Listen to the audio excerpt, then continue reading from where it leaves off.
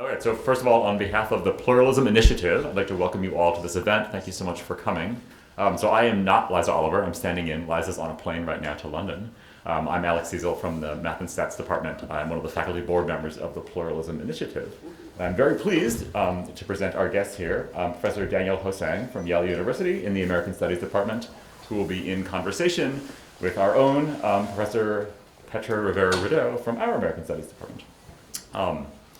And so just a couple of housekeeping things. So number one, Liza wanted me to remind the Pluralism Initiative Fellows to please email me or her to let us know that you are here. And then number two, I just want to remind everybody that the Pluralism Initiative is about solving difficult, or at least talking about difficult problems, right? And difficult problems require a lot of hard thought, and they sometimes generate vigorous disagreement.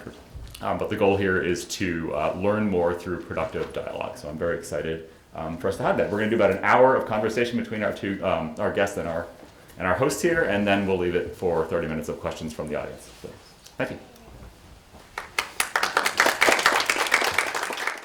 Thank you all for coming. It's really exciting to be here and to talk with you about your work. And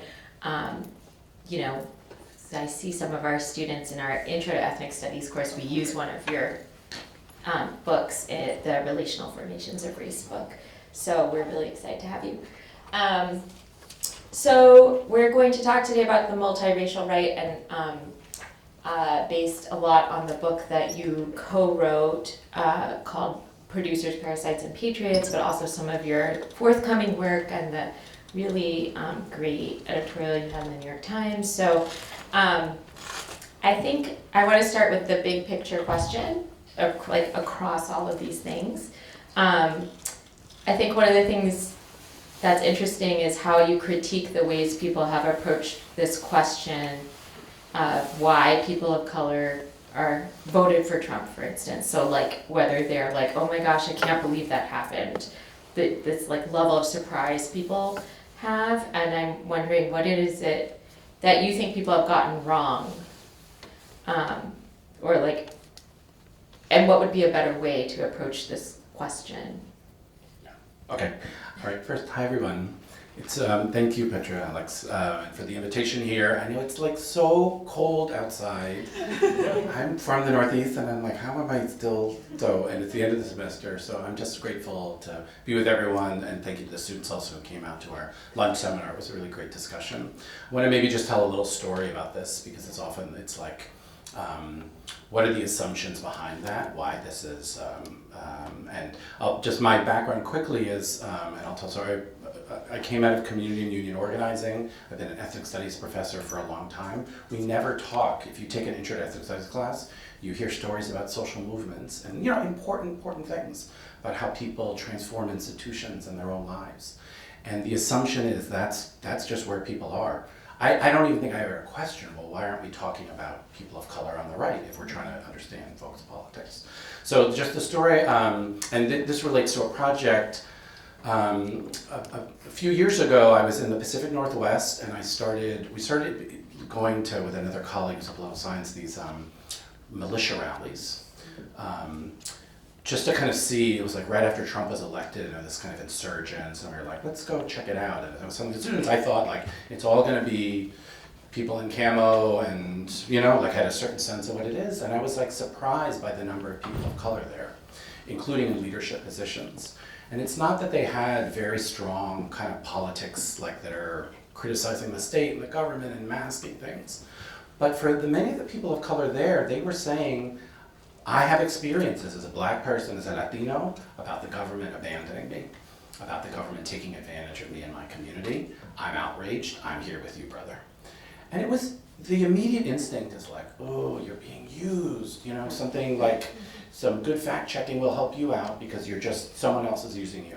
But that sense that people got there on their own is what I think is hard to think about. So and then just one other, part of this. I was an organizer in Oakland, California for much of the 1990s and early 2000s. And Oakland, like many cities, it has a flatlands, which is like the kind of multiracial working class area, and then hills, which is much wider and more affluent. And so we would door knock around police accountability, environmental justice, youth programming. you could safely assume days and days of organizing in the flatlands. It would be very unusual to find someone that's like, I'm a Republican, I don't want to hear anything more about funding for youth programs, get off my lawn. The sense at that time was like, if you were a Republican, you were aligned with interests that had nothing to do. It was elite, it was business, or at its worst extreme. But there were other things happening then. Knock on the door, there was like 5 local newspapers in Oakland at the time. The Chronicle, the Examiner, a long-standing black press, active radio stations, black churches that had generations of people there, Spanish language churches, synagogues. Lots of people had civic homes and connections. And those homes and connections were partly what oriented people towards those politics, why they thought of themselves as Democrats. Think about if you were an older millennial since that time, the 90s. You saw 9/11 and a lot of the frustration and deception that came out afterwards. Then you lived through the housing crisis and the Great Recession. Then the kind of like growth in opioids and health concerns, COVID, election mistrust. So across those 25 years, I just want to say, and so all those newspapers in Oakland, they're not there anymore. The radio stations are not there anymore. If you talk to the pastors in the churches, they're like, we're being held, it's our old folks, the older generation that's holding it down. So people are not anchored in those kind of civic homes. And so part of what the folks of color on the right is an expression of is, and all the people I talked to for this piece in the Times, they would say this. My mom, yes, lever pulling Democrat, never thought about anything else. She was in her union. That's not me now. I've seen a lot of things. I'm cynical, I'm frustrated, I'm not gonna just automatically do something. And I just wanna convey that it wasn't like, I just heard Charlie Kirk, or I think, Trump is gonna do everything, the way people often think, like you're not thinking about. People are very, very thoughtful. Let me tell you what I'm seeing in my neighborhood. Nothing has changed over 25 years. That's my frustration. And so I just wanna say that's part of what it is the assumption was there's something inevitable about people identifying in that way. And I think we have to pay attention to the conditions people are navigating, not just their ideology. Yeah, and that was something that I really saw really prominent in your New York Times piece, right? So the New York Times piece that you talked to Asian American voters in San Francisco, Latino voters in Texas, and African American voters, were they in Detroit? Milwaukee. And across all 3 places and all 3 groups, I felt like there was a very prominent theme of that we've been voting for Democrats and they haven't really delivered. And I was wondering to what extent you see that as one of the primary drivers of this multiracial right. Yeah, I mean, absolutely. And I want to say this, I appreciate the question. This goes beyond should the Democrats have nominated, Harris, Biden? It wasn't that. People often talked about local conditions. And so they would say, especially Milwaukee is a Midwest deindustrializing city with long histories of segregation that has been led by mostly Democratic politicians. So what they would say is, do you want to come and see our schools? Do you want to see how, over the years, how they've continued to be neglected? Do you know what happened to us during the housing crisis and all the outside landlords that came in and snatched up places? The police killings came. So they would often say, during the Obama period, I was excited. I'm not even dismissing symbolically, but I want to tell you about my life materially, what's happened. And so from their perspective, it was what choices do I have? I have doing more of this or trying something else out. And I rarely heard people say, trust me, when you see what Mr. Trump is going to do, everything's going to change. They were, that's a little naive, They were like, there's 2 options, I'm going to try this for a little while. And they were so attentive to I'm out there, the sense of being outraged by being lectured by liberals about, well, don't you know who they really are? Because I would always ask this follow-up question, well, the right, especially in this moment, is associated with a lot of punishing racism, authoritarianism, nativism. How do you contend with that? And they say, I know. And I also know that there's plenty of racism that I've experienced among liberals and in the Democratic Party. And, that sense like, well, once people wake up and see the racism, they're going to flee. They've endured racism in the Democratic Party for a long time. So I just want to say it was much more that sense of like, just to express how, I don't know, that's not how I don't identify as a conservative, and I don't think there's great policy answers for them there, but the process that led them to that place, I was like, that's a really interesting and thoughtful account. Yeah. And I think that leads into my next question, which is really based on your book, Producers, Parasites, Patriots. And in that book, you talk a lot about this historical background that, many people assume, I think particularly now, maybe more than ever, that Republicans and Democrats are just very, very different. If you're a Republican, you're like this. If you're a Democrat, you're like that. And one of the things you point out is that if you take a longer historical view, things are much more messy. So, Republicans that people maybe don't like, someone like Richard Nixon or George W. Bush, people imagine to be very conservative Republicans, made appeals to people of color as part of their platforms. I thought it was really interesting when you talked about how Nixon tried to use the language of Black power to appeal to Black voters and took out ads in Jet magazine and things like that.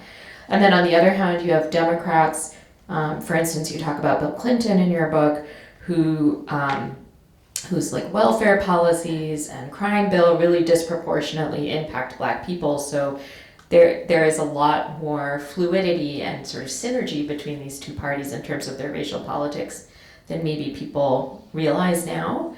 So I'm just wondering if you could explain to us a little bit of that historical background and how it might set the stage for the current, multiracial right and this dissatisfaction that you found. Yeah, so for me, the history is important because it shows us that like people's identifications, what they want for, what they support, are always contingent on historical things, right? And so even in ethnic studies, I often think like, no, that's just naturally, right? You're born with your fist in the air, like ready to fight the power. And there are long traditions, I don't want to be dismissive of that, but they're shaped by people's experiences. And so just as a little bit on this kind of question of parties, I think the 1964 Civil Rights Act, it's supported equally by Republicans and Democrats, right? Because there's a lot of like Dixiecrats who are against civil rights. And it's really not until the early 70s that Republicans say, what if we, and this was a controversial opinion at the time, what if we cede trying to compete for most Black votes and Latino votes in the Southwest? And we make up for those margins by just going after white voters. That was a new approach. In fact, that approach, if you said, where did the approach came from? It came from the Democratic Party in the South. So they essentially said, we are gonna very consciously say that Democrats in their language, that's the party of Black people. And you see it coming on all of these racist appeals around affirmative action, around immigration, et cetera. They're doing their bidding, we will take care of you. And that's partly why we have in our head, Republicans are not interested in the votes of people of color because they weren't. But this was not a permanent thing, even in the early 2000s. And just again, Clinton centrist Democrats followed them to the right and doubled down on many of those same ideas to try to win back some of those white voters. So I just want to say the idea that it's a moral distinction, there's like the good and the bad people, it's much more pragmatic and instrumental in that way. By George W. Bush's administration, he's actually apologizing publicly, and I'm not saying like, was he sincere, but he said, sorry for this, what they call the Southern strategy. That was racist, we should not have done that. Remember George W. Bush in the early 2000s, he appoints this very diverse cabinet, Condoleezza Rice.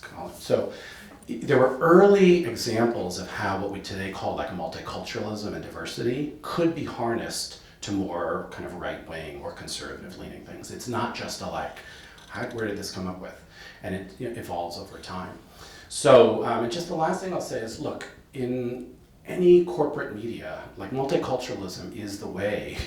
It's a dominant kind of idiom now, right? So brands use it, the Democratic Party has used it. So the idea that like a conservative party can't also make use of it is just not right. And for this work, I've gone to a lot of right-wing conferences, Turning Point USA, Moms for Liberty, Conservative Political Action Committee.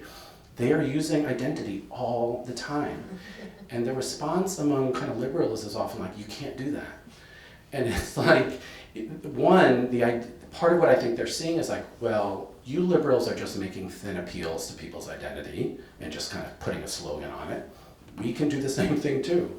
So I just want to say there's a lot more of that kind of switching back and forth versus like this represents people's hardened ideological commitments.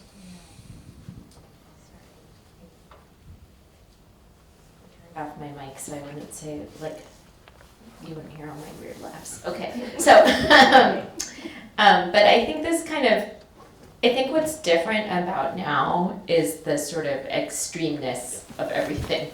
And so, I mean, I remember being in college when George W. Bush was president and, protesting and thinking he was terrible. And now, I hear my friends like, oh, remember the good times when George W. Bush was president. They were like the same people with me out there protesting.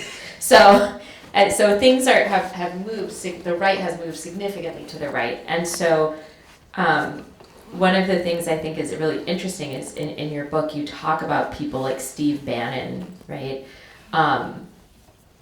Acknowledging the importance of multiculturalism and saying we should embrace a type of nationalism that's inclusive of difference.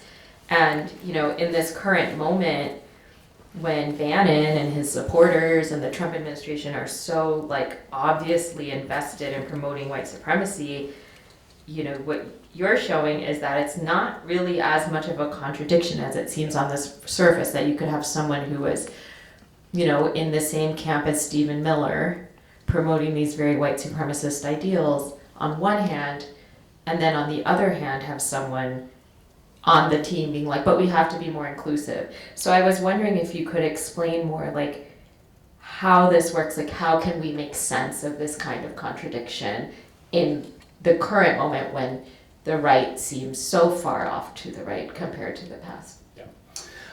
It is dizzying, and I'll just maybe to describe so Turning Point USA, which is a large kind of conservative youth organization that Charlie Kirk, who was murdered in September, founded.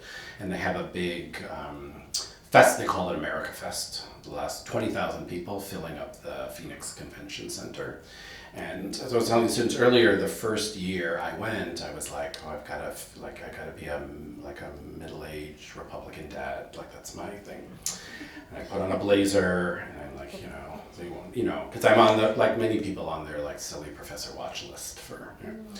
And I walked in, and I was like, oh, the joke is on me. Because nobody was dressed in blazer. It was an outdated version of it's some college Republican where people are gonna have their Milton Friedman book and quiz you, there. And this is the hard thing to get. So there are, this guy Jack Posobiec, who's a conspiracy theorist, saying things that are right out of Charlottesville 2017. But then right next to it, there's a table run by working class Black women about Black autonomy and commitments to community and empowerment and investing. And I'm not suggesting it's good, bad, good, bad. What I'm saying is there's a range of ideas in place. Steve Bannon in 2017 goes to the Black Chamber of Commerce in South Carolina and says, if we ended all these globalist wars, we could be investing hundreds of millions of dollars in Detroit, Cleveland, and Chicago. Now, you could say, well, he's not seriously there, but the proposition of that is not that seems right? And that's even been a critique from the left. Why are you spending all this money on militarism when you could be meeting people's needs? So I just want to say they've much more, I was thinking about a storm system. You see it when it hits you, but the effect of it, it's absorbed energy from lots of different places, right, over weeks and weeks of time. And I think that's not it's when you just see the kind of the wave over your head, you don't realize it's actually much more heterogeneous. Now we can say, well, that's inconsistent because you're also doing deportations, but there's a lot of my institution has a $45 billion endowment that is derived from, many endowments, and is also committed to ethnic studies and also sends tons of people to private equity. So that's what they point out as well. There's plenty of endowments in kind of liberalism as well, right? Even in blue states, in California, profound housing crisis, addiction crisis. So the idea that it's just these kind of good and bad distinctions is, I think, part of what I've learned in this work. So I don't mean to downplay the seriousness. I hear things sometimes in these right-wing conferences, I'm like stunned by that people can still be talking this way. But then it's not like Charlottesville, because you will then see this group of like young Latinos who have been out door knocking for months and months for their preferred candidates. And so do you talk to, like, what is their sense when you talk to people who are at the Turning Point conference? Like, how do those women who are tabling or the Latino students who are knocking on doors make sense of the other stuff that's happening around them? Is it the same thing of like, well, this hasn't been working for us, so we should try something new? Or do they have like a different kind of analysis? A little bit of like, just because he's saying that doesn't mean that's me. And the other thing is like, there is so much, and I just imagine here among students, sense of like, not just students, like cynicism, exhaustion, and frustration with the world today. The sense like, I am on my own, and if you live there, I see it all the time in my students, like a deep sense of despair. And so what the message often in a place like Turning Point is it's not just about demonization, it's everything is broken. It's like when you go to the doctor and no one will talk to you and you're trying to figure out what's wrong and they just give you some pills. Why is it that as a young person you can't think about buying a house for decades and decades, or a family or relationship? Why are so many people, and they say this, at these college campuses so despondent? It's because everything is broken and everyone is corrupt. What do you have to count on? Yourself, your family, your faith. Let me tell you about how beautiful it is that I have children. So we, I think, from the outside think, for example, around gender, what they're talking about is, to fix gender roles, get back in the kitchen, trad wife. And there's that element is there, but it's not said in that way. It's said like, you're telling me that 20 years of chasing some paycheck and job and there is going to lead to a fulfilling life. I'll tell you what's fulfilling for me. So it's in that sense generative in that it's offering some response to things that are really deeply felt. And I was at the Turning Point last year because like health is now a big thing on the right, and this is even before like Maha and Kennedy. They had everyone doing like deep breathing exercises. We were all in this big room, breathing together, talking about how alienating the world was, but we can still care for one another. And I was with these grad students, and they were like, what is going on? And then when they talk about big pharma's capture of, there, and big food, I can listen for 30 minutes and not disagree with anything. And the end, then you'll see a picture of their supplements that they're selling. Like they're not going to say, and that's why we need more robust regulation. But, it's like, I went to a Trump rally in the South Bronx in like 2024, like really diverse, and there's one woman holding up a sign, going up and down the thing, saying, Trump hates you. And like that's kind of the instinct, right? Like, well, don't you know you're being snookered? And that's not the point. The point is they're speaking to people's real experience, real sense of loneliness and isolation. And just because they're not offering something that other people would think is, meaningful, doesn't mean that people are not doing real meaning-making work there. Another thing I really appreciated about your work was when you're talking about, so we've been talking about how these conservative groups sort of speak to the multiracial right, but you also highlight high-profile politicians like Tim Scott of South Carolina, and you talk about how their participation in this movement is sometimes understood to be either like a kind of false consciousness, like they're duped into being the Black representative of whatever, or that they have become so invested and committed to the idea of colorblindness that they completely disavow their own identity and background. And one of the things that you talk about in your book is how some of these politicians like Tim Scott and Mia Love actually use and highlight their Blackness as part of their conservative platform. So that's the opposite of colorblindness, because they're emphasizing their backgrounds, but they're also making these like clear arguments like I am not duped, I am here on my own volition because I have these beliefs. So I'm just wondering how, if you could give us some examples about how this works, right? How a person could strategically highlight their racial difference as a way to promote these different kind of, to like legitimize themselves within this broader framework. So just to pick up on a couple of points you're making there, I think there's this old model of like the black Republican, right? Who's like, it's bootstraps, race doesn't matter, colorblind, etc. That and again, I don't want this to be confused with, no, there's a real substantive commitment to like, black community empowerment. That's not the case, but I think two things happened. Republicans realized conservatives when Mitt Romney lost in 2012. I mean, remember, he comes out of a long-standing political family. He was, head of a Boston consulting group, right, private equity, and he said, like, corporations are people, my friends. At a time of like tremendous economic precarity, that is not a persuasive person to follow. And telling, and he talked about the makers and the takers. It sounds condescending, and it reinforces that sense that Republicans are this white elite brand. Tim Scott says, single parent household, working class, I through hustle. He talks about this Chick-fil-A, and getting mentored. What he's saying is not alien. It's like, that's how people often have to navigate the world. You figure out everything on your own. He is a much more authentic testament, and he doesn't say, so get off your, he says, like, that's what we have to do. I know what work is. And so I'm just saying from the Republican perspective, that is a much more persuasive, and I don't think he's being insincere, in that sense. So in 2022, there's this whole wave of young Black and Latino legislators who were elected to Congress. Mayra Flores in South Texas, she's born in Mexico. She's the first person born in Mexico elected to Congress. She's a farm worker growing up. Her husband is on Border Patrol. She's Pentecostal evangelical. So she weaves all of that. You go to her campaign stops, they're playing, Tejano music. And she's in her cowboy boots and there. That's not a performance, that's who she is. And she's like, this is what I believe, I'm connected. So I think in some of these places, like we've said, well, if you wear the hat and talk in a certain way, that implies a set of politics. And for her, there's no contradiction. And if someone said to her, well, you're not real, it would be like, who are you to tell me about my cultural identity in that way?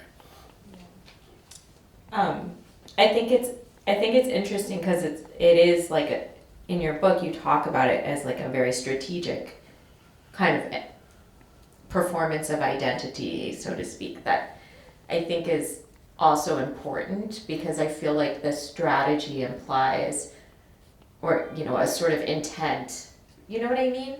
As opposed to just sort of like I am who I am and like screw you if you don't like it, but like I am who I am and I have something to bring to this table in a sort of strategic way. Yeah, the other interesting thing just to highlight that is all of that cohort of Black and Latino legislators were almost all elected in white majority districts. Mm-hmm. And so I think the assumption is, well, if you emphasize your race, in a conservative white majority, it's a turnoff. And the opposite took place.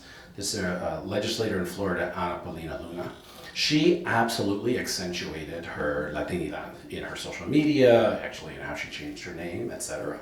And I don't think it's just, if I vote for her, people will know I'm not racist, right? Like I'm just doing it as cover. There's something about striving, figure of color as like, you see, you're demonstrating why our perspective on politics is authentic and meaningful.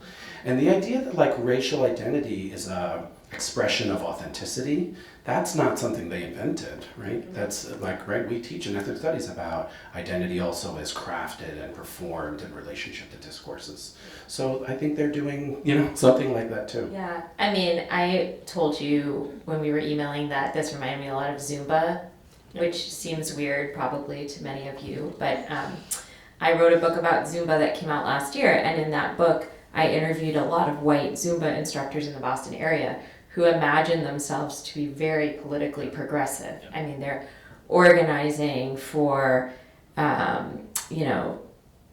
organizing, they're like doing Zumba for immigrant youth or doing and they, all of them saw their participation in this fitness program as not only like about health, but about like spreading love and awareness and tolerance and multiculturalism. And they would have the same exact kind of discourses about like the founder of Zumba, who is this guy who grew up in Colombia to a single mother. And I mean, who knows what is the truth? Like he has written little biographies of himself. He's also the subject of like a 26 episode novella that aired in Colombia. And so some of it is dramatic, right? Like his mom had a drug dealing boyfriend. He was like, whatever. And then he comes to the United States and he has to try a bunch of times because he's undocumented. And then finally he gets here and he's patient and magical things happen to him. And now he's like a fitness guru. That's sort of the story. And he's a fitness guru because he is invested in presenting the Zumba community with like very authentic Latin music and dance experiences, right? And so I feel like it's interesting when I was reading your book, because if I could have whited out some of these conservative talking points about the importance of multiculturalism and identity, and like replace them with Zumba instructors, and it would have been sort of the same. You know what I mean? And so that's one of the things I think is so important, is to think about how these discourses, these narratives, they cross these boundaries and they're sort of so ubiquitous. And I mean, I don't know if you have something to say about that too. No, I mean, I read those chapters in your book, and you point out, like, most of the people in the classes would identify as liberal, and just to your point, they're consuming it also, right? That's part of what, if you said, like, Zumba comes from, rural Ohio, and it's Fred who did it, that's not interesting, right? You need a story about difference, about the energizing, right? And that energy is available across it's available to brands, it's available to people who have a different, political vision. So I was thinking at Turning Point, you would hear things there's huge sessions that are run by the Latino organizers. They would talk about familia, they would talk about, like pride, all those things that could cross over in those ways. And I think it's so important because the right has long fought this like stigma of extremism. And, kind of like you're beyond the pale. And for liberals, that's often how people have discredited right wing, right? Let me trace you back to something, here's something they said. And that's just not a strategy that's going to work anymore. And I'm not suggesting not to point out when things are ominous and dangerous, but just to say by association, you are an extremist and you have no credibility. Because I think that people of color on the right see that and they're like, well, I'm here. So, if that's the only logic, it fails for them. It didn't work.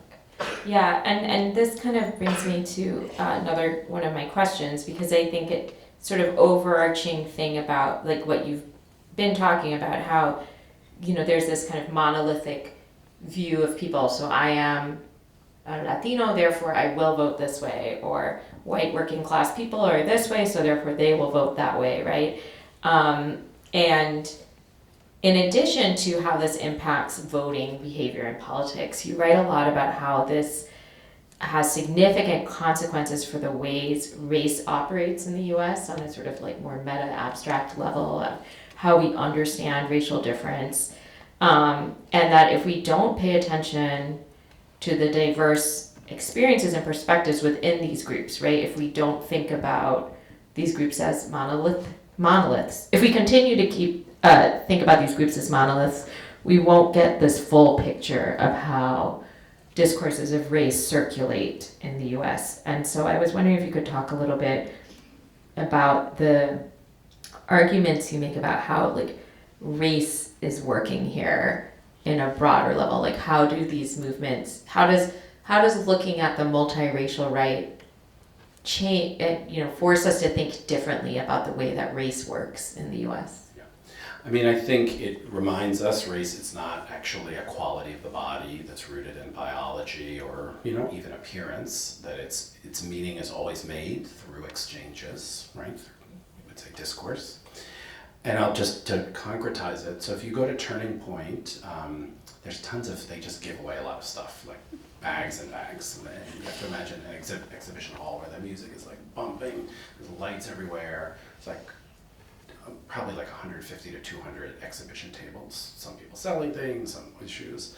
The ones that are associated, like the black, there's a Blexit one, the Latino one, all of the stickers they have, they just like took what's on, I imagine, some of your laptops.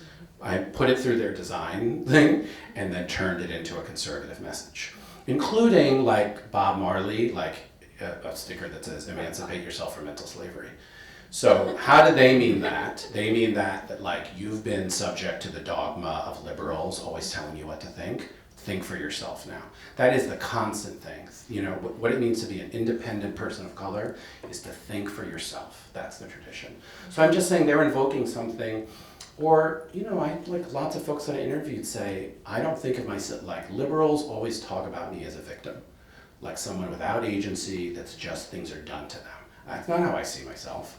Now, you can say, well, that forecloses talking about structural racism and there, but the point they're making, which is that like there's a kind of condescension to it, and they can take that into so I'm a self-actualized person who's going to do things, and that's why I found a home here on the right.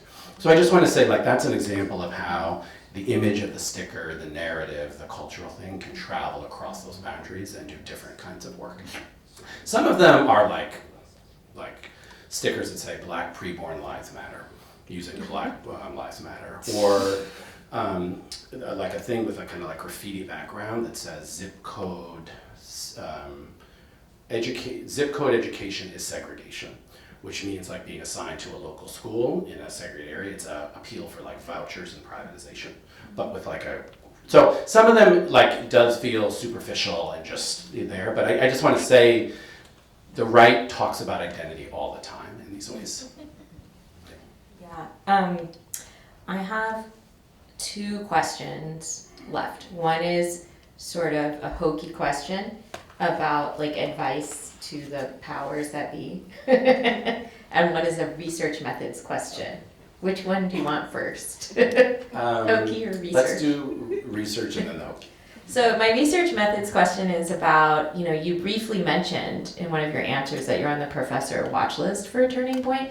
So if you're not familiar with that, this is a list that has existed for a very long time. I mean, I can't remember when it started, but it's been around for a really long time. Where people have reported professors who are doing like bad ideological things, like supporting Black Lives Matter or something like that, or teaching a gender theory course, and then they get put on this list, and there's like your picture, and it says who you are and what you did to be worthy of being on this watch list.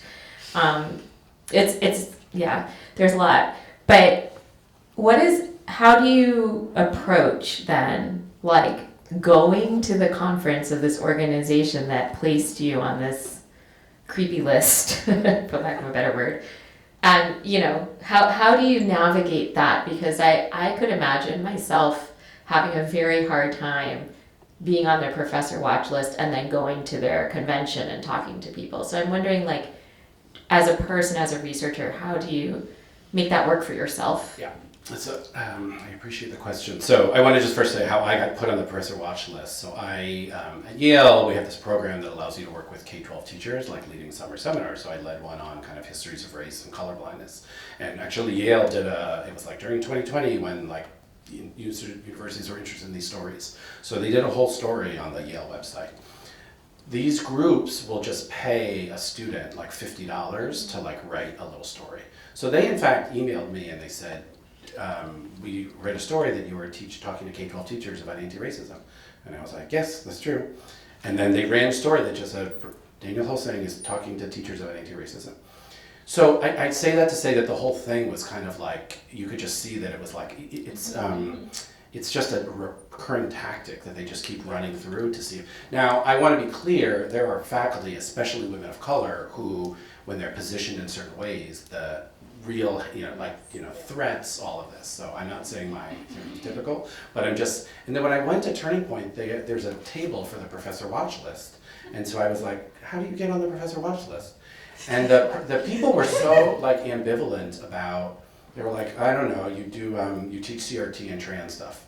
So like they weren't, it wasn't even like this kind of like, yes, let's like really talk about it, there's a number. The thing itself is so kind of, and I'll just say last thing, I'm involved in our campus AAUP chapter, the American Association of University Professors. We did an event, our Yale Daily News wrote a story about it. One of their reporters picked up on the story, did all of this fake AI stuff to report like as if they were there, and then published a story in Campus Reform.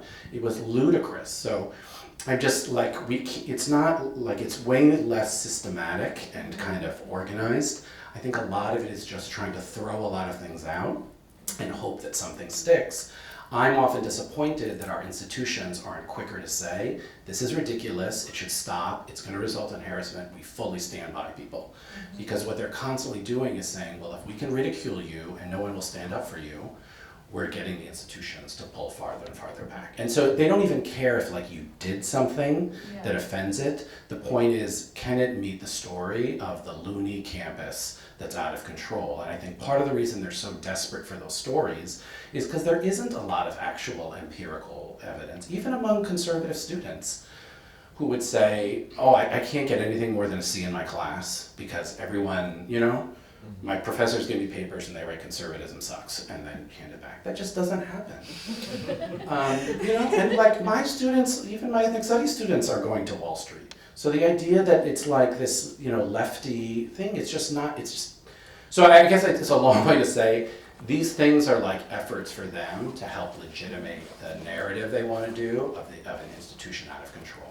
And the way we could respond to it is say, absolutely not. I'm happy to talk about, all these things, but because our leadership isn't doing that, it makes us vulnerable to these things. But I actually think if I was like, I'm on the professor watch list, they would have been like, oh, tell us more. They just would not have because it's not operating that way. Yeah. So for you, you didn't feel stressed out about being there because you were on this watch list. Yeah. I guess that's one part. And another part, and it's a question that I've received because in my Zuba book, I talk about my discomfort. I do a lot of Zuba, right? I'm always around. But I'm also very uncomfortable. And so I always get this question of how do you do research in these spaces that actually that feel a little cringy to you? Yeah. In your personal life, how can you square those things? Yeah, I mean, I go with a team of students to many of these things, including a close grad student, her name is Micah, and she's a Black queer woman, and in the last turning point we went to, she was out to everyone. She was like, this is who I am, this is what I am. And I'm not saying and then everyone hugged her and said how committed they were to but just the idea that the only way they, would interact is just through a rank bigotry. It's just more kind of complicated than that. So as I was telling the students, I would hear some things that I was like, oh my God, I cannot believe people still are talking like this. This is stunning. And I was wanting the younger people, close your ears, you should not be hearing this.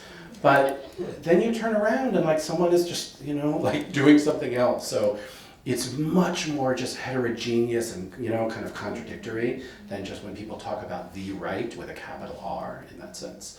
And when we go, the first time, everyone was be careful, be careful, be careful.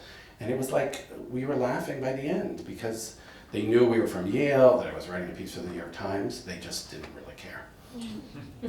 and also we think oh my gosh, we were probably so menacing to them. They were okay. They were focusing on many other things. Yeah. Okay, so my hokey question is I'm wondering, one of the things that really strikes me again is this idea that people, you've said multiple times, the people that you interview are very thoughtful. They have reasons for making the decisions that they're making, and it does seem like a lot of those reasons are, for all these decades I've been living in this same situation and nothing is improving and I need to find a way to make things better. And I'm just wondering, what do you see as a sort of, one of the things also in your book, we talked about a little bit but it is kind of depressing to think that we have these sort of two political parties that dominate our system and they're sort of they don't seem interchangeable at the current moment, but historically, for many people of color, they kind of have been. And so, what do you think is like the path forward? Is it kind of like, we just saw this election with Mamdani in New York? Is it like doing something like that? Is it about campaign strategy? Is it about kind of what kinds of policies people promote? Is it everything? How do we kind of penetrate the system? Because at the end of the day, what it does seem like is despite the individual voters having their own strategies, their own thoughtful reasons for doing things, the powers that be seem to, at the end of the day, it seems like neither of them really care, and so they could vote Republican, let's say, for another 30 years and have the same result, and then go back to voting for Democrats for 30 years and have the same result. So what do you think is the way to kind of actually do something? Yeah. Just that. Yeah. I think, and then I just look forward to questions. Yeah. Just to say, I actually think the dominant way, we think about this is polarization. That there's one people that have this worldview here and another people here. And frankly, we also have a civic education. It's that's the idea, we're going to bridge together. I actually just don't think that captures what I see, at least. And I want to just say this carefully, even in this period of heightened nativism and sometimes mouth-foaming racism, you don't see really any reports, let's say, of just vigilante anti-immigrant, that we witnessed in the 90s and places like that. Just everyday forms of harassment and violence. I'm not suggesting it doesn't ever happen, but I'm saying it doesn't happen on a large scale. In Europe, there are organized groups that are going and attacking people, standing outside of asylum hotels there. I'm just saying it hasn't reached that level. There's always everyday quotidian racism here. So, and I'm not saying that look how enlightened people are. What I'm saying is, at the end of the day, I don't think that's what they're looking for. I don't think what they're looking for is a deep-seated transphobia, racism, etc. I think what people want is for stuff to be figured out so that their lives can be better, so they can lead lives of dignity. And I do think that the right, which I don't think has an interest in that, is taking those sentiments and channeling them other ways. But I just say that to say that I don't think at base what we're dealing with is a population that is so committed to forms of demonization. And I'm not making any blanket claims about that. Just as a last thing, I went to a right-wing conference in Spain a few months ago, and there I saw something much different. I saw people saying, close the mosques, everyone out, and thousands of people roaring and cheering. I don't see that even in these right-wing spaces. And I even see times when people will make crude racist jokes in the front, and people are a little cringed. And again, I'm not trying to say let's give them a hug and everything, we're all the same.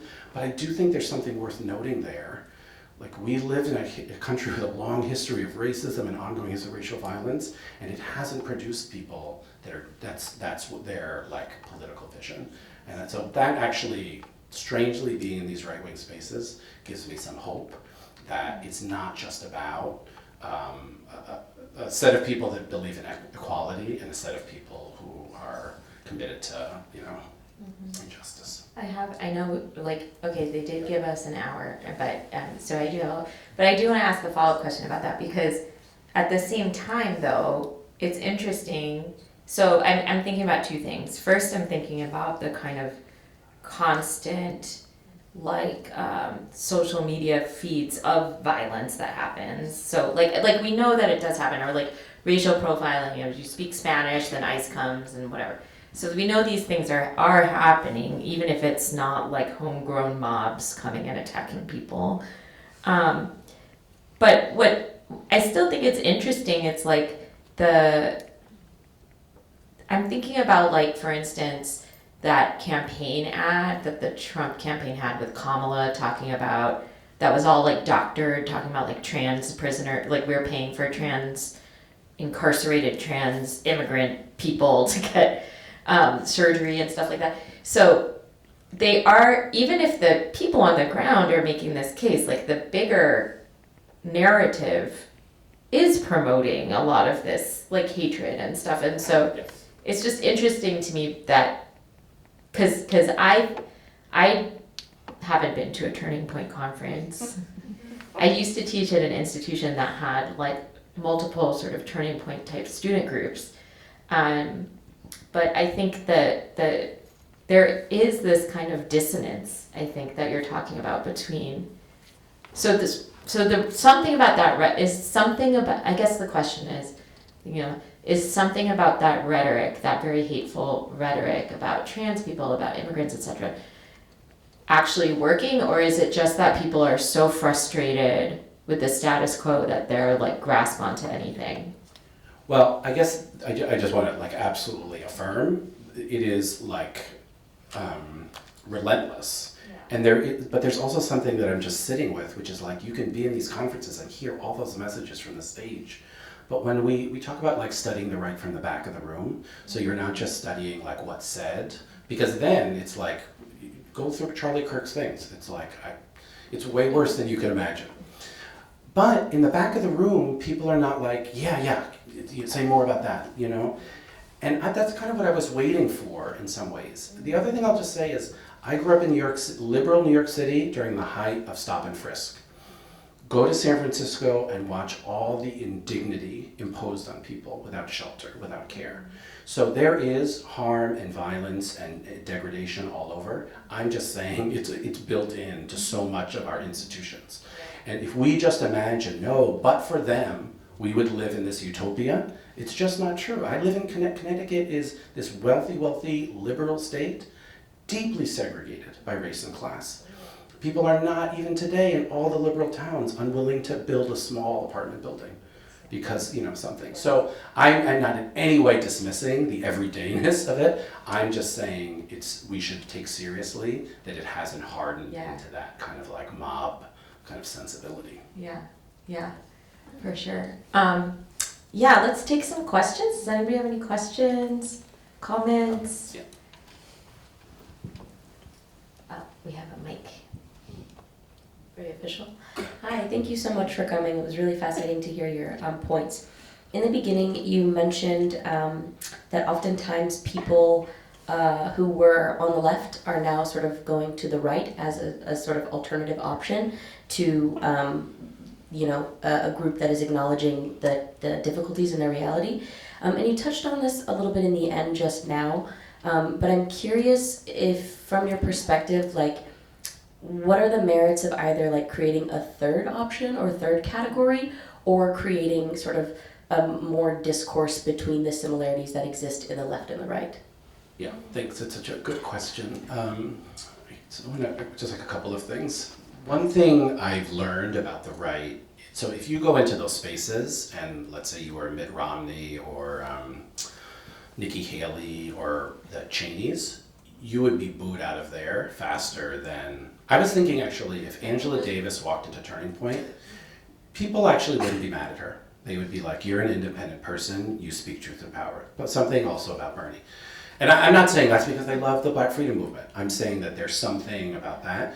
If Mitt Romney came in, I'm telling you, he would be like run out. So part of the energy there is not just like, I am now a Republican, I'm really drawn to their platform. It's the sense of like institutions have failed us. And I think what Charlie Kirk was very, very skilled at was recognizing you pull away from all of it. The moment now, people feel outraged, and if you're positioned as insurgent, that's how you can capture that energy. But that insurgency can go in many different ways. So that's partly what I want to say is I don't think they're to the right in that like now everybody wants a tax cut and deportations and there. The right has situated itself as the place to be insurgent. And there's tons of contradictions because there's all these billionaires there too who are deeply invested in those things. But at the retail level, that's what it feels like. I'm here because I'm thinking for myself, but again, I want to say it's not because I'm a Republican operative. So I think, we also do a lot of work with unions and community organizations. We have to take seriously people's distrust of institutions. It's not just a philosophical thing, they even failed. So even when we say, hands off our university, I understand that sentiment because I have colleagues who are like losing funding, but the idea that all of our institutions are perfect and we just should be left alone, that is not going to be a credible argument. And I don't mean that means that we should join in attacking them, but we have to also reimagine them. The right was, I think, very astute in basically taking many of the concerns we've long had about higher ed, about debt, about access, its elitism, the uncertainty, and they've claimed them for themselves. So that's more, for me, it's not just a kind of like, okay, 2 of your policies, 3 of mine, let's meet in the middle and find the common denominator. I think it's people want real solutions, and it says something about our failure to produce them, that they're drawn to these other kinds of places that no other place has it. So I hope that.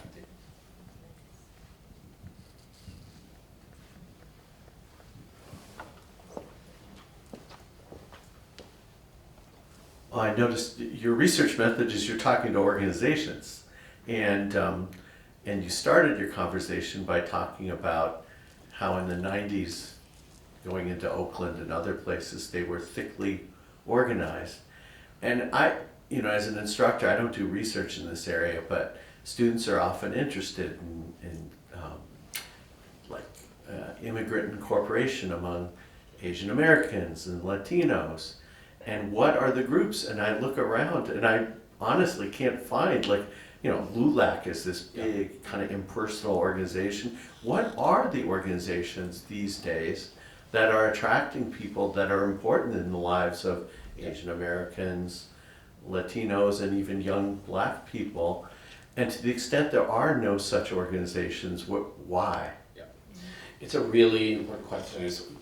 To start out to say, at Turning Point, I'll often just ask the students I come across, what brought you here?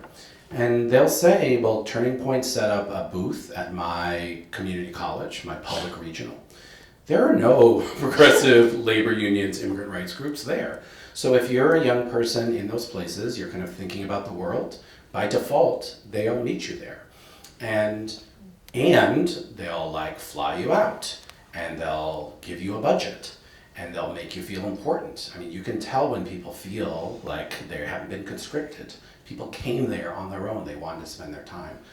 Even Yale is largely a kind of liberal-oriented campus. There's no labor unions recruiting there. There's no immigrant rights groups. There's no groups working on civil rights enforcement. So there is that infrastructure, and that set of political homes has really, really withered. When I was going as a student in the early 90s, there were if you were like, I'm kind of interested in learning more, there were so many pathways into the work that there are not now. So I think I'm so taken by the number of people in their early 20s in leadership positions in these organizations, that liberal organizations, you would have to go through the ranks, get a master's degree, work for 10 years on the Hill, and then someone will offer you there. I'm talking about 23-year-olds who are running statewide campaigns and working, because they care about it. And that's the point I was trying to make, is I don't think they would have to be there. Sometimes they remind me of my own ethics studies students who are like, I'm here because I care about the world. And then I'm like, how did you end up working with Charlie Kirk, And so I think, I'm just saying, just calling them authoritarian doesn't get to that other question about why here and not in another place, or fact checking the student and telling them what they missed. And I should also say, there is a network of teachers unions activists and local community organizations, but they do, to your point, that it seems illegible to many young people. They're how would you get involved? And that we don't have pathways and inroads into those places. And I think that's why the comment about how strangely welcoming Turning Point is because they figured out people are hungry for belonging and connection, and you have to make spaces that feel like that. And for many progressive spaces, you can feel scrutinized, it's it's all work, it's labor, it's not, and I think they've recognized that's what people want first is connection.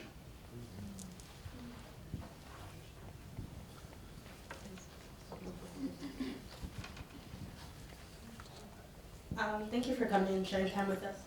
There was a talk done by the same initiative. A professor from Stony Brook University came at the beginning of the year, and he talked about this issue that people in academia have, and that I think he was specifically focusing on white liberals, but liberals in general have, of like not connecting with the communities that they're talking about and kind of just like what you're saying, preaching on it. So I'm curious if that resonates with you. And I'm also curious if you think that on the other side of that is the right doing that thing that the left is missing in, rather than standing on these tall academic sort of preachy looking down, this is the problem, this is what you should be doing, but not actually doing meaningful work to fix that. Is the right connecting with those communities in a way that feels, what you said, meaningful, feels like you're actually seeing them?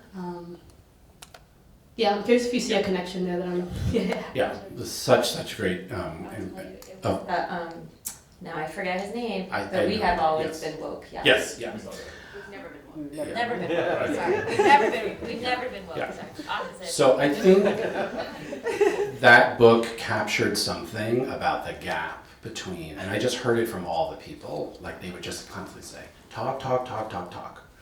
I mean, even this young black woman who was like one of the Brexit leaders, I told the students earlier, said, I went to my college campus a liberal and I started showing up at these meetings and all we did was talk about problems. We didn't do anything.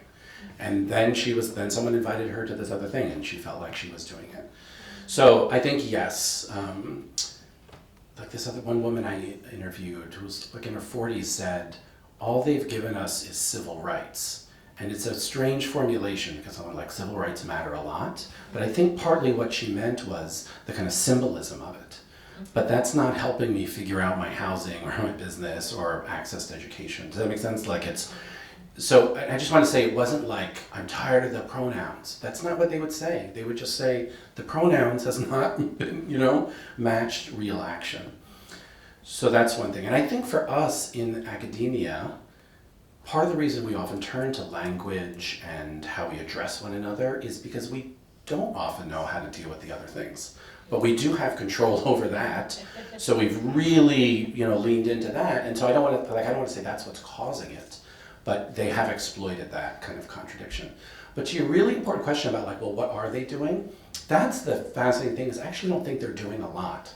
So if you go to what a local turning point, they're not trying to solve any problem. I'm on all of their mailing lists. They'll never say, support this bill. We're all organizing around it. The idea is just like, kind of bring you in and then like follow me and we're gonna go and like, have fun walking around in a circle and keep you entertained. And I think it's a reasonable critique to make. It's not, I was like, okay, where's the agenda? What are we talking about here? There's no agenda. Even Moms for Liberty, which is known for these like book bans, those are small things. Those are, so I think what they're really cued in on is the longing people have for connection, and then they're trying to figure out how to kind of just keep people, entertained. But, just as a last point, I think people are like, well, now surely after seeing how the Trump administration hasn't delivered, they will know. And I don't think any of the people I talk to, they're not going to become Democrats again. They might also be disillusioned with Trump, but it's just going to further deepen their cynicism. And I don't think the right does not mind having a lot of cynical people because you're going to be less likely to vote, you're going to be less likely to show up for things, and those are conditions that many of their initiatives will succeed in. And I'm not suggesting they don't have a communitarian feeling, like caring for people, that's there. But they don't see it as like, come into these spaces and let me help you move a policy. I think in part because they have other mechanisms to do that, like Project 2025 and the Heritage Foundation. There's very little of that happening. Maya had a question back there. Maya had one first over here.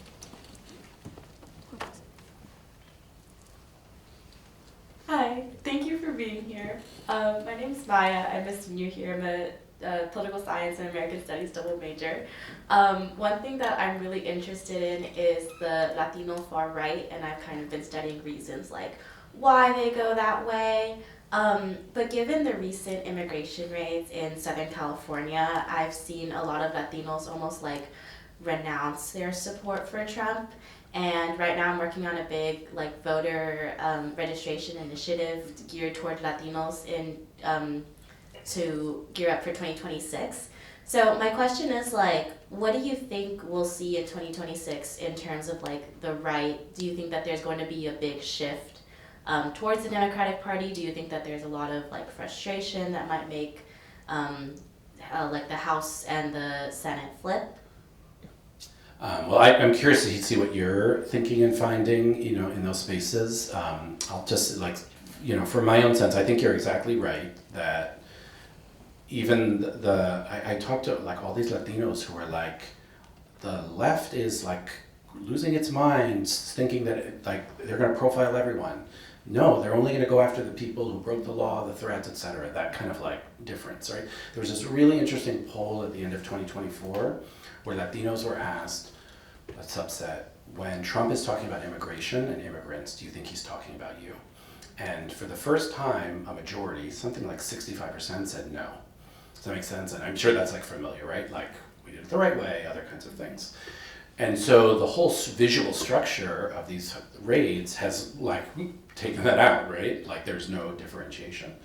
But I don't, to the other point, so I think it means like now they're kind of up for grabs in all kinds of ways. Does that make sense? I mean, someone said to me the comment I think is right. Republicans think these are Latinos who are now going to be lifelong Latinos, right? And Democrats think once they saw those spectacles, they're going to run back and like switch their form. And neither is right, because people feel now abused and betrayed by both parties, but as they felt abused and betrayed by lots of systems. And so it'll be much more contingent on candidates who connect with people in certain ways, who feel authentic, who feel like they're not, just kind of giving you a line. But the days of just like, I look at the party and I just pull all the levers on the way down, which is how many people thought about politics earlier. I just think it's not, it's declining in significance. And you're seeing that in the party registration ID with like all these people. Thank you.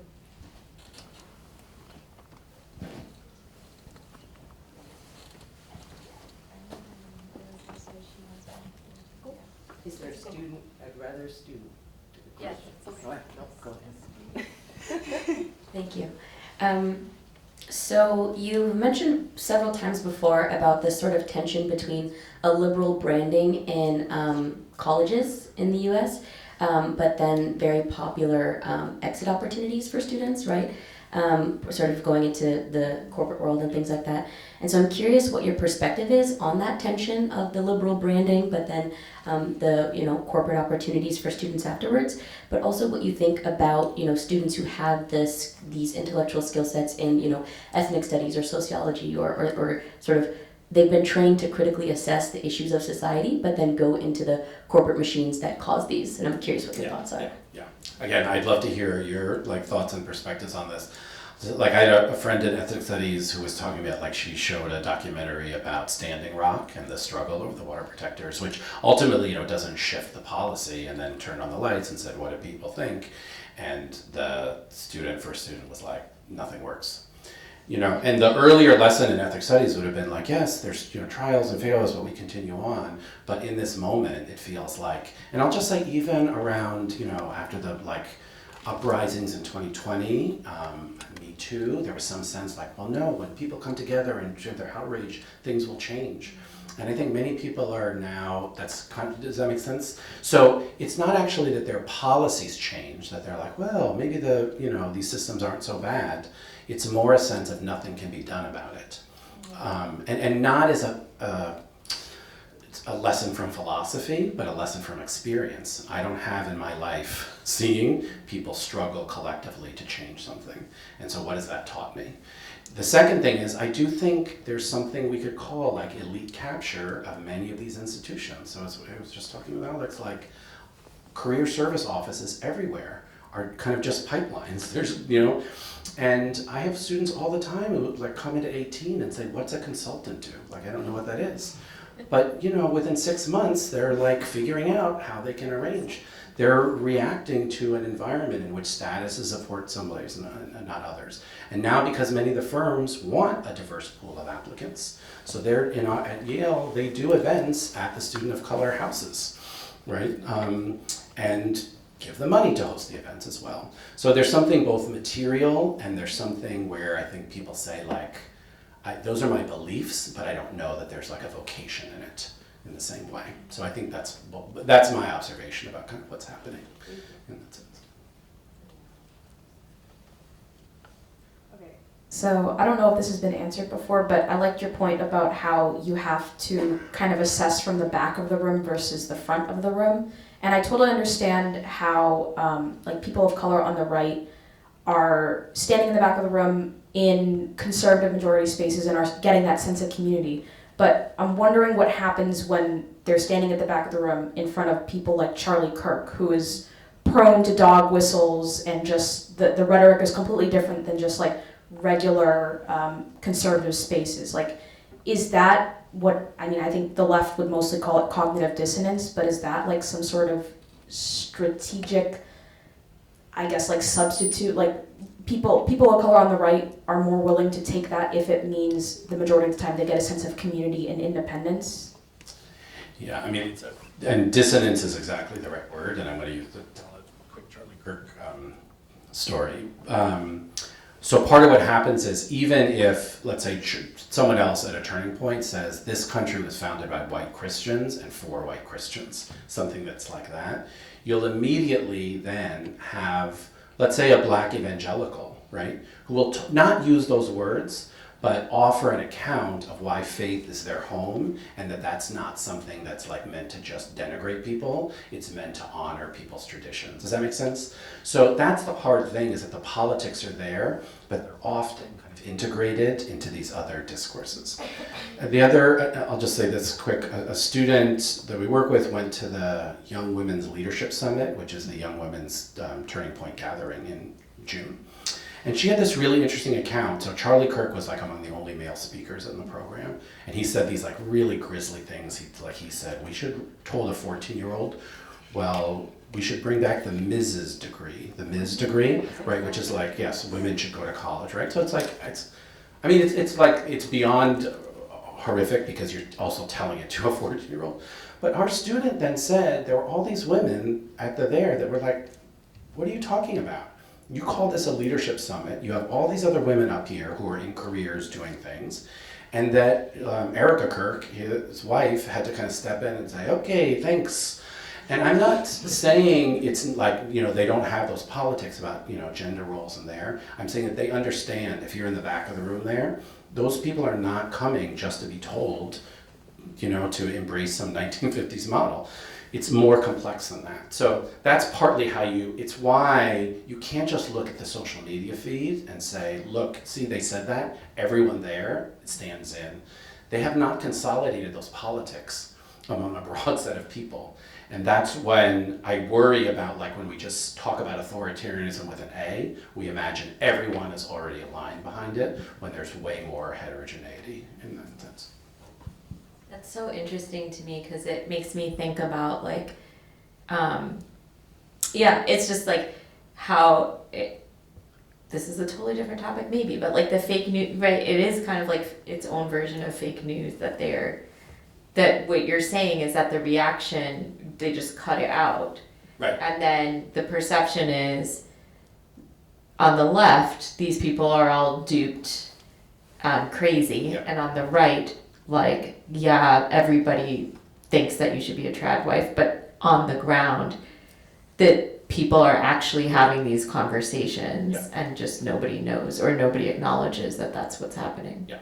And if you look at how, for example, the New York Times will photograph a Trump rally, it's almost always the same idiom, showing there's light on people's faces, they're fully Trumped out, MAGA'd out, and they're looking to like a leader. And yes, you will find people all the time in the front of the room. But I've been to several Trump rallies, partly because he just keeps talking. Oftentimes, like halfway through, people are done. The stories meander, and like that is also a kind of a performance. At this last Moms for Liberty, there's like 500 people maybe in the room. I saw maybe 3 Trump hats. Now, I'm not suggesting they're not supportive of him or his influence is waning, but I'm saying that sense that it's just people running around in bejeweled things, saying like, he's the person, it's just, and I think we have to recognize like there's a complexity and contradiction and people trying to think through a very difficult world in that kind of time, so yeah.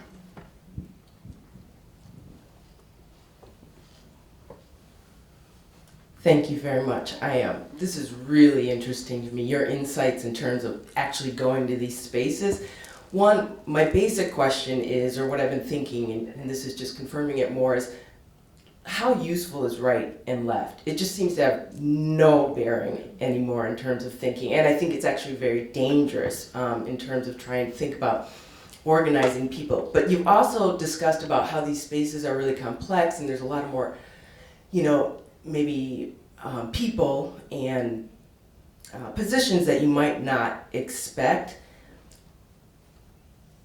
But I can't help but think, talk about this as a place where people, value thinking for yourself. And it just seems to me more and more about being a place that allows for people to think about themselves with, and that's the core of belonging, because there's such an amorality to me in terms of having these positions that don't align with what is being, broadcast.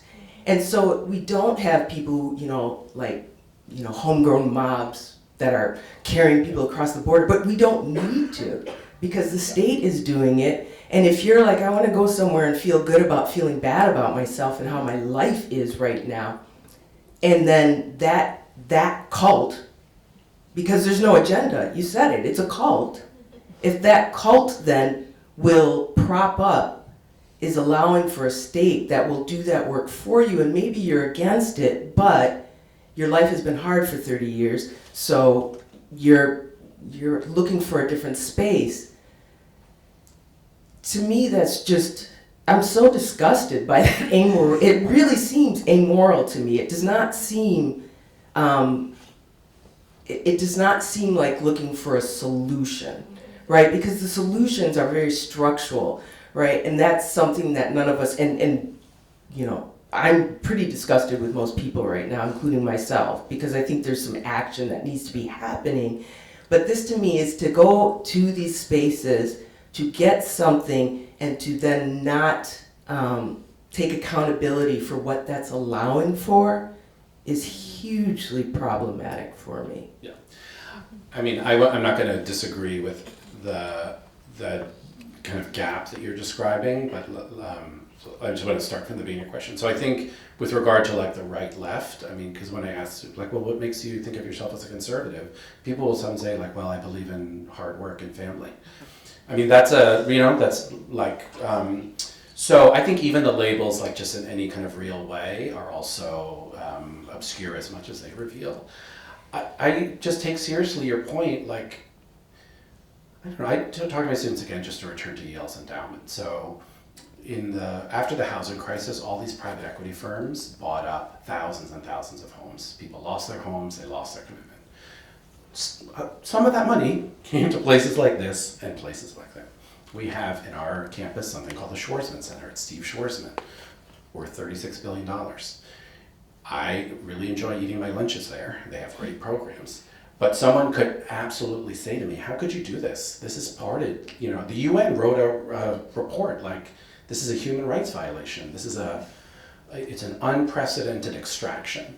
So just to your point, like all of us are kind of implicated in, and then images of war and death on a mass scale that you feel like you can do nothing about. And part of what the right, I think, is saying to that is you can't do anything about it, right? But, this person who's telling you, like, think this way, think that way, don't, like, follow them. Come here, let's talk. And it is a kind of imagination, so it doesn't lead in that sense to it, but there is just something about how attuned it is to this moment of kind of like individual helplessness. And again, with not many other alternatives, that seems like a better kind of thing. But if you ask someone at these meetings, well, what are you gonna do now and next? They would just be like, I don't know, I'll go to the next meeting. It's not like in that other sense.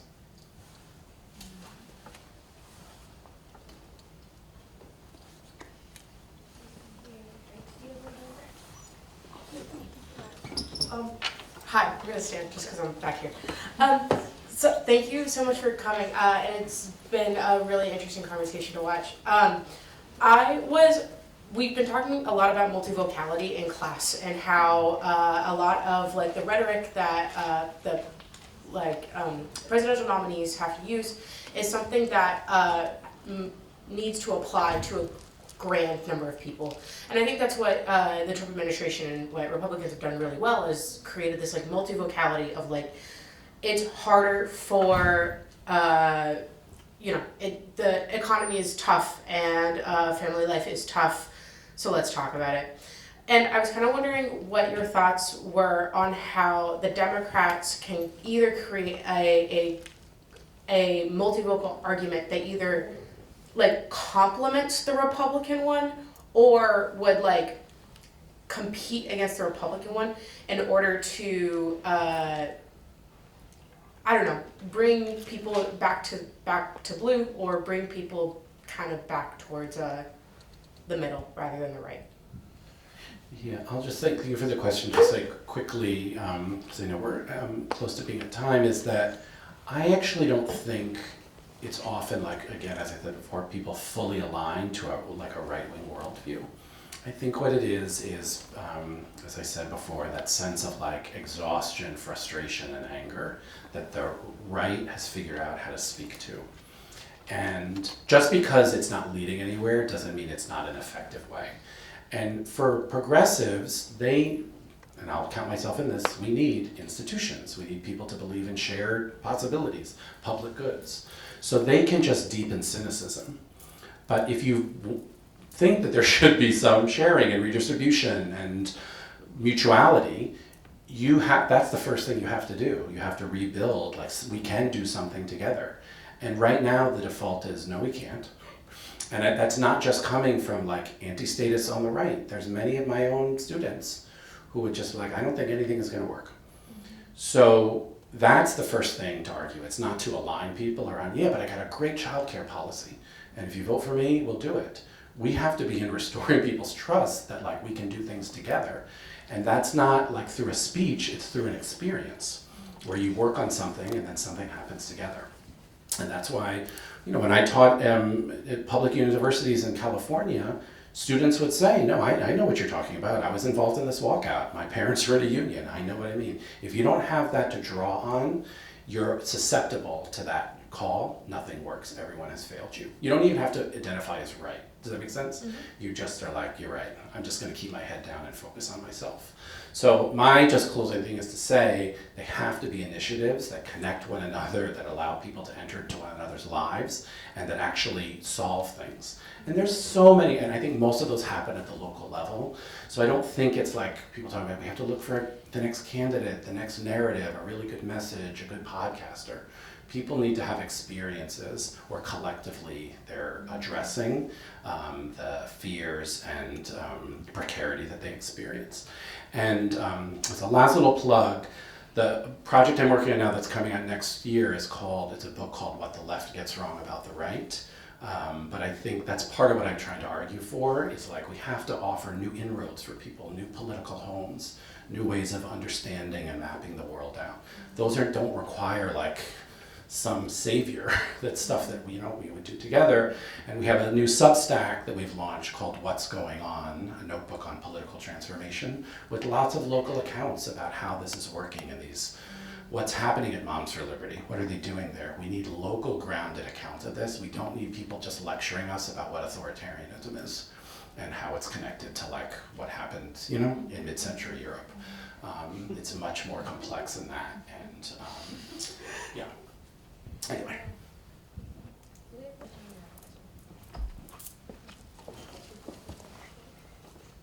Thank you.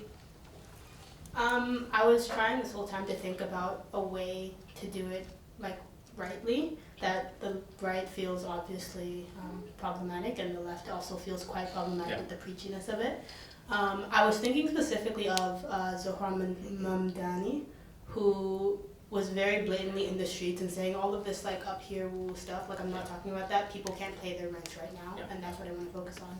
Would you say that that's an example of something right that the left should try to lean more towards people like him if you're being in the community? Like, is that something that would, in your opinion, genuinely help everyone? Yeah, I mean, I think, so absolutely yes, in terms of talking about immediate kinds of, I was just on a call with an organizer today who was explaining, like, she organizes in Minnesota. All the organizing has to feel like it's meeting people's immediate needs. You cannot talk about toppling racial capitalism, over the next generation. We have to talk, and I'm not suggesting then it's like whatever people say, if they want to engage in like banning people from sports, then go with that. But starting with what's moving people. So absolutely. And then I think what the campaign did was it also connected people together. People would door knock and canvass and think it was fun. And like, when can I do it again? And I've now, for the last, 5 years, students often talk about social justice work as like labor, right? Like, I want to do labor, going to meetings is exhausting, I can't do it anymore, I'm just taking care of myself. If that's how we think about changing the world is, something that's taxing and kind of demeaning and something that's not gonna work. So we also have to find ways to make, and I don't just mean like, we have to be joyful. I mean, it has to feel like it's allowing you to do something that you can't do in other parts of your life when you're showing up to work or doing your homework. And that, even during the civil rights movement, that was like what movement work was at its best. It brings something out in you. And to your point about the preachiness and that period just didn't, invite people to do that. So it is policy, but it's something else as well. Thank you so much for joining us. Thank you all for coming.